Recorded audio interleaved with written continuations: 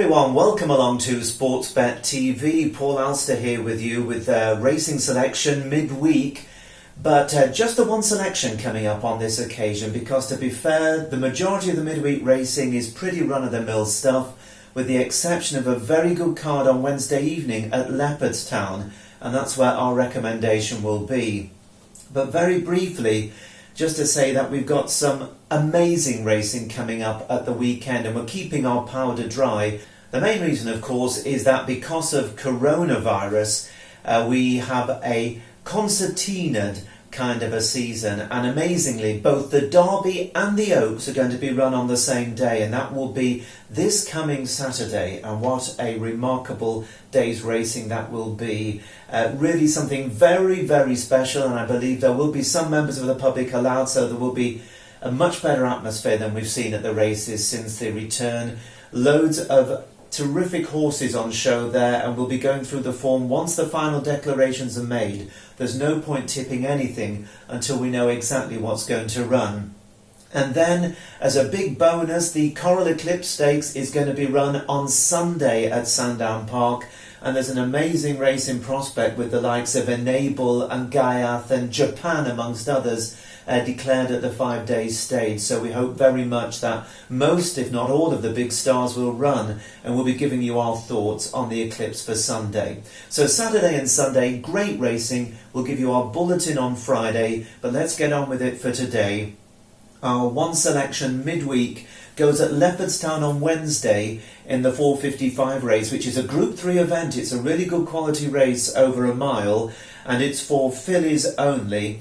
The favourite is likely to be Aidan O'Brien's So Wonderful, with the yard doing terrifically well. They had a great Irish Derby fixture, and So Wonderful, third in the Irish 1,000 guineas, was fourth shortly after at Royal Ascot in the Coronation Stakes. We think she's going to be around a 6-4 chance.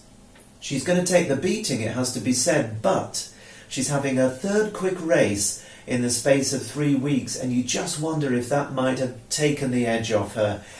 Know It All is interesting for Johnny Murter, and young Ben Cohen getting a big chance in a Group 3 event. He was second to Love Locket in a Group 3 at Leopardstown just earlier on this month. And it's from that race that our selection comes, because while Know It All finished second, Celestial Object finished 11th. So why are we picking Celestial Object to beat Know It All and the rest? Well, if you ever get the chance to have a look at the replay of the race, you'll see just how unlucky Celestial Object was.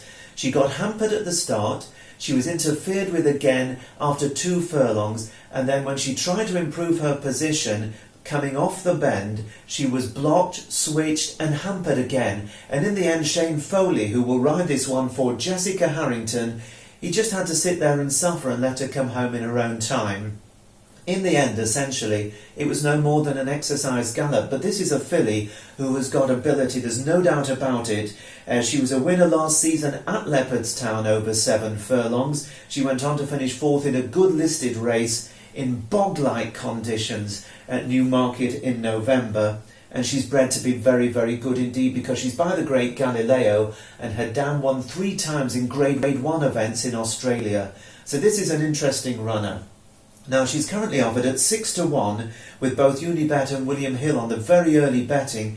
I have a feeling she might drift a little bit in the betting, so she's going to be an each-way price. I suggest you get on. I'm very, very sure she'll find a place at least, and it would not surprise if she improves enough. And of course, with luck in running, she could beat the favourite So Wonderful. So for me, Celestial Object each way around the 6-1 or a little bit bigger in the 4:55 at Leopardstown on Wednesday. That's it for now. Just the one selection. No point tipping anything else if we don't really fancy them. There's just the one we fancy. And of course, come back to us on Friday, where we'll have our selections for the Oaks, the Derby and the Coral Eclipse Stakes. Bye-bye for now from Sportsbet TV.